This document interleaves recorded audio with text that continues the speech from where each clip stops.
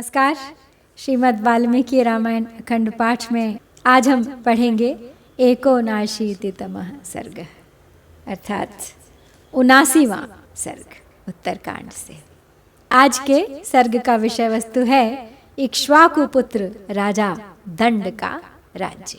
तो चलिए प्रारंभ करते हैं आज का पाठ।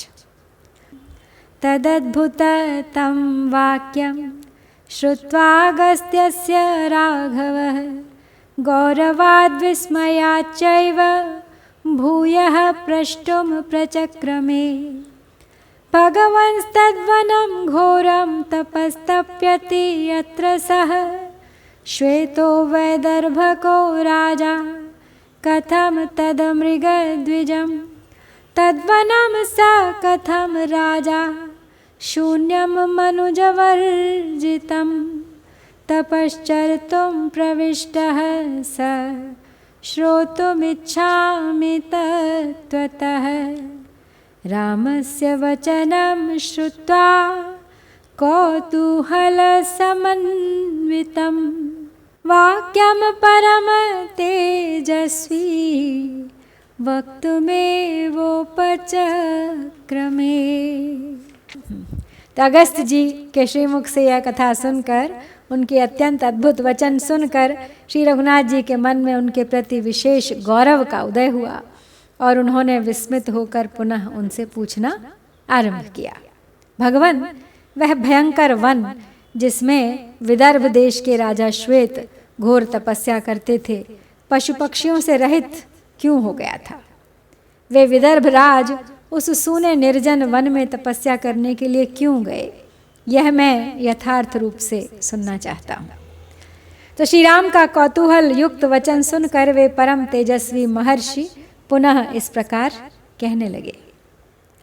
पुराकृत युगे राम मनुर्दंडधरः प्रभुः तस्य पुत्रो महानासीद् इक्ष्वाकुः कुलनंदनः।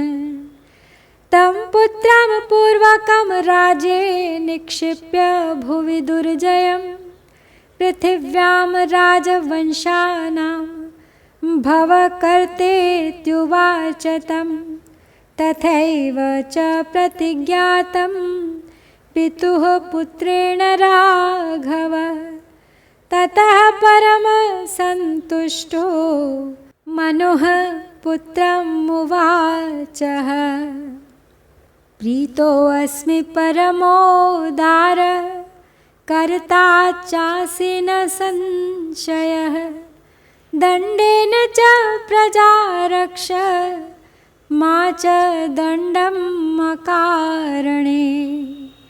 अपराधिषु यो दण्डः पात्यते मानवेषु वै स दण्डो विधिवन्मुक्तः स्वर्गं नयति पार्थिवम्। तस्मात् दण्डे महाबाहो यत्नवान् भव पुत्रक। धर्मो हि परमो लोके कुर्वतस्ते भविष्यति।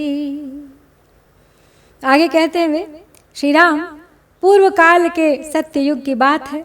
दंडधारी राजा मनु इस भूतल पर शासन करते थे।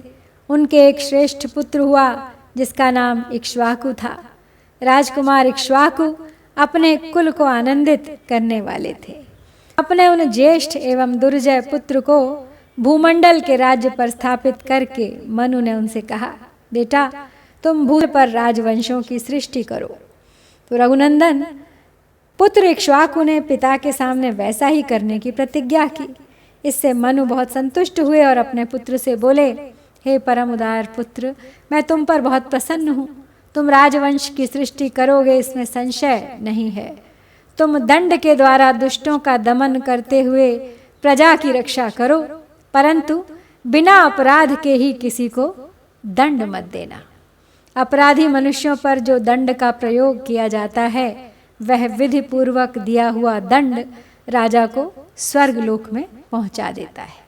इसलिए महाबाहु पुत्र, तुम दंड का समुचित प्रयोग करने के लिए प्रयत्नशील रहना। ऐसा करने से तुम्हें संसार में परम धर्म की प्राप्ति होगी।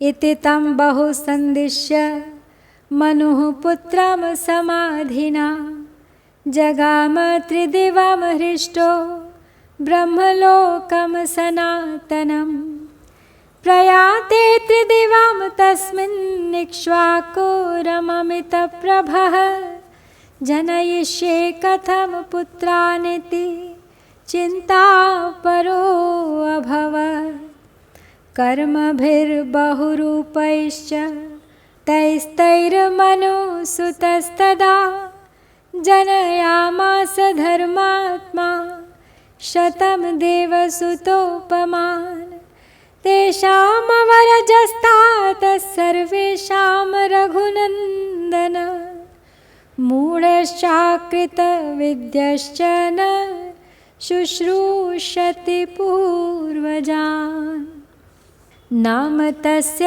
च दण्डेति पिता चक्रे अल्पमेधसः अवश्यं दण्डपतनं शरीरे अस्य भविष्यति। इस प्रकार पुत्र को बहुत सा संदेश दे मनु समाधि लगाकर बड़े हर्ष के साथ स्वर्ग को सनातन ब्रह्मलोक को चले गए। उनके ब्रह्मलोक निवासी हो जाने पर अमित तेजस्वी राजा इक्ष्वाकु इस चिंता में पड़े कि मैं किस प्रकार पुत्रों को उत्पन्न करूं। तब यज्ञ दान और तपस्या रूप विविध कर्मों द्वारा धर्मात्मा मनु ने 100 पुत्र उत्पन्न किए जो देव कुमारों के समान तेजस्वी थे। तो हे तात रघुनंदन, उनमें जो सबसे छोटा पुत्र था वह मूढ़ और विद्याविहीन था, इसलिए अपने बड़े भाइयों की सेवा नहीं करता था। इसके शरीर पर अवश्य दंडपात होगा, ऐसा सोचकर पिता ने उस मंद बुद्धि पुत्र का नाम दंड रख दिया।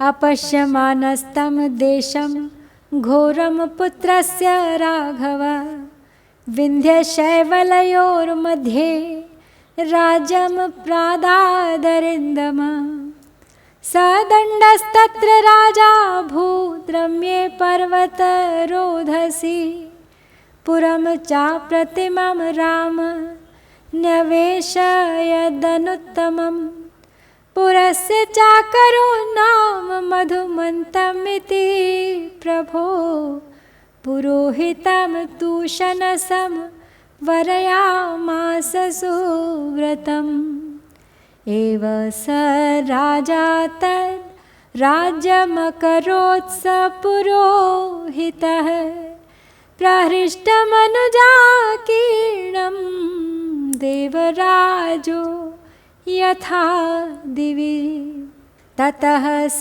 राजा मनुजेन्द्रपुत्रः सार्धं च तेनोशनसा तदानीं चकार राज्यं सुमहान् महात्मा शक्रो दिवि वोशनसा समेतः।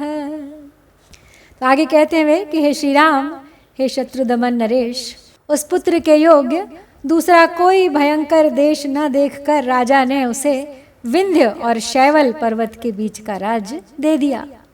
तो श्री राम पर्वत के उस रमणीय तट प्रांत में दंड राजा हुआ। उसने अपने रहने के लिए एक बहुत ही अनुपम और उत्तम नगर बसाया। प्रभो, उसने उस नगर का नाम रखा मधुमंत और उत्तम व्रत का पालन करने वाले शुक्राचार्य को अपना पुरोहित बनाया। तो इस प्रकार स्वर्ग में देवराज की भांति भूतल पर राजा दंड ने पुरोहित के साथ रहकर हृष्ट पुष्ट मनुष्यों से भरे हुए उस राज्य का पालन आरंभ किया।